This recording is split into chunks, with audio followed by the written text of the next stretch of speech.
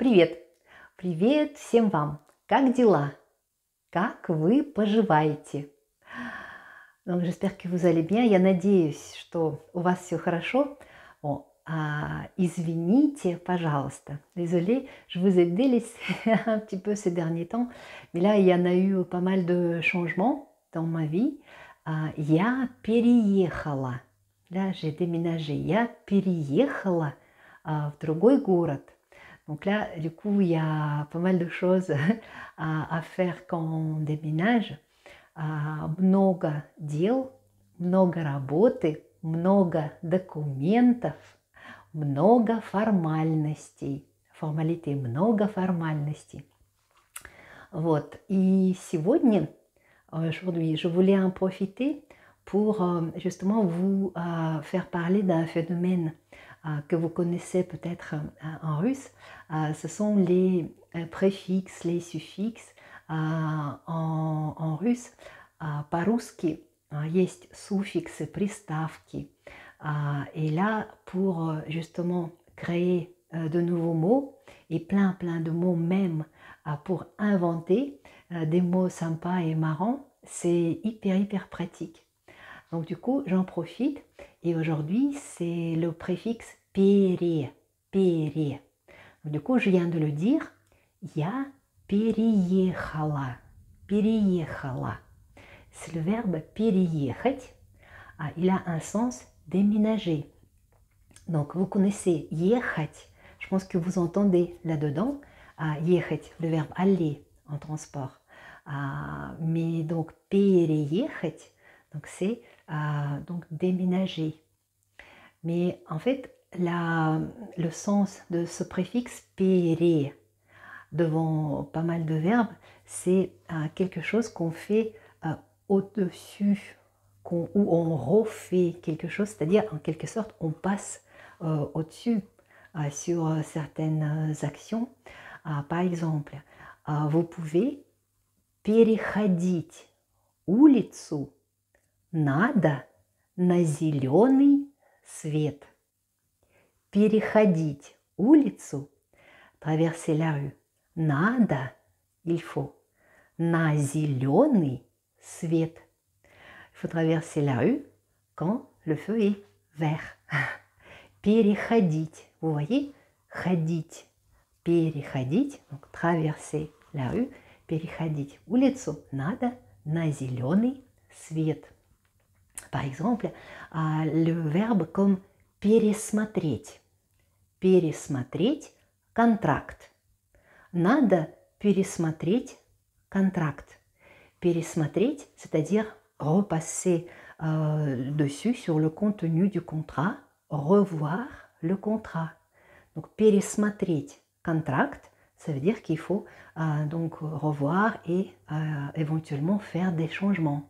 Donc, mais vous connaissez bien, là-dedans, vous reconnaissez à l'oral le verbe смотреть, пересмотреть.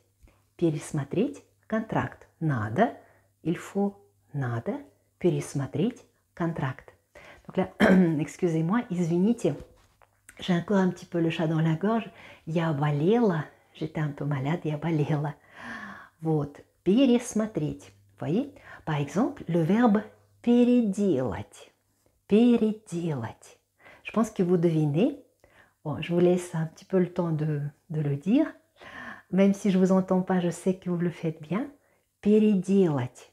Donc, vous reconnaissez là-dedans. Делать. Переделать. Ça veut dire refaire. Переделать. Не очень хорошо. Bon, pas tellement bien. Pas très bien. Надо переделать. Il faut refaire. Переделать. Donc, refaire. Aussi, ça peut arriver. Пересолить. Пересолить.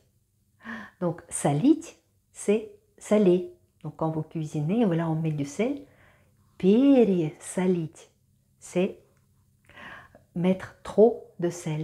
Vous voyez, donc, пере, c'est quelque chose au-dessus quand même de l'action qui est signifiée par le verbe de base qui est là-dedans. Пересолить. Mais aussi, on peut пересластить. Пересластить чай. Можно, on peut, dans le sens que ça peut arriver, можно пересластить чай, ou можно пересластить кофе, сластить, пересластить. Vous voyez, donc là, mettre trop de sucre, пересластить. Bon, là, ce sont les verbes composés. Ça veut dire qu'on peut bien reconnaître la racine, le verbe de base, et le préfixe пере. Mais ça peut arriver que c'est un verbe qui a déjà reçu un sens propre complètement sans qu'on puisse vraiment identifier et extraire le verbe de base, le verbe de racine. Par exemple, переживать, переживать. Donc là, il n'y a pas de verbe жевать. Mais on devine, je pense, qu'il s'agit de quelque chose qui est lié avec жизнь, жить, donc avec vivre la vie. Donc переживать, переживать. Donc là, ce verbe, il a donc le sens se faire du souci, s'inquiéter sur quelque chose, à cause de quelque chose. Я очень переживаю. Как будет ситуация на границе в Таллине? Par exemple, voilà, je donne un exemple me concernant. Я очень переживаю. Donc là, je me fais du souci. Как будет ситуация на границе в Таллине? Comment est-ce qu'il y aura la situation à la frontière à Tallinn? Почему? Почему? Pourquoi? Потому что я поеду в Россию. Bon, parce que bien sûr, vous devinez, je vais aller en Russie, mais voilà, je passe par Tallinn encore une fois. Bon, on va espérer que tout va bien se passer. Et cette fois, vous allez voir, il y a une petite surprise pour vous concernant justement ce voyage, mais je laisse le suspense, je ne le dis pas. Donc, vous verrez bien. Mais donc voilà, я переживаю. Je me fais du souci, я переживаю. Как будет ситуация на границе, какая будет ситуация на границе в Таллине. Voilà, donc переживать, se faire du souci, donc s'inquiéter. Mais le verbe perfectif, donc vous savez qu'il y a les verbes imperfectifs, perfectifs, mais bon, là, je ne vais pas vous raconter ce sujet, j'en ai fait déjà une vidéo et je vais bien sûr faire d'autres. Mais donc, ce verbe переживать, il a le verbe perfectif пережить. Donc là, c'est sa paire correspondante, donc c'est le verbe пережить. Et là, ici, vous reconnaissez vraiment bien жить. Donc le verbe жить, vivre, habiter, пережить, c'est en quelque sorte passer au-dessus d'un événement dans la vie, c'est-à-dire surmonter. Souvent, on dit que quand, par exemple, on emploie ce verbe, пережить, c'est quand on a passé une période difficile, quelque chose de compliqué, mais on a réussi. Donc, мы пережили эту ситуацию. Donc, c'est que nous avons donc surmonté, on a passé par cette situation. Ou, par exemple, компания, donc la société, l'entreprise, компания пережила большой кризис. Donc la société, l'entreprise a donc su surmonter ou a passé par une grande crise. Но сейчас, mais maintenant, actuellement, но сейчас все хорошо. Donc компания пережила большой кризис, но сейчас все хорошо. Voilà, par exemple. Moi, je peux dire, я пережила переезд. Donc là, j'ai surpassé, donc là, j'ai bien passé par la période du déménagement, но теперь все хорошо, все отлично. Donc là, tout va bien. Donc voilà, пережить. Компания пережила кризис, мы пережили тяжелую ситуацию. Voilà. Donc ça, encore un verbe. Bien sûr, il y en a d'autres. Je ne peux pas vous dire plein de verbes, mais par exemple, vous pouvez déjà faire avec cela et avec les exemples à prononcer et à retenir.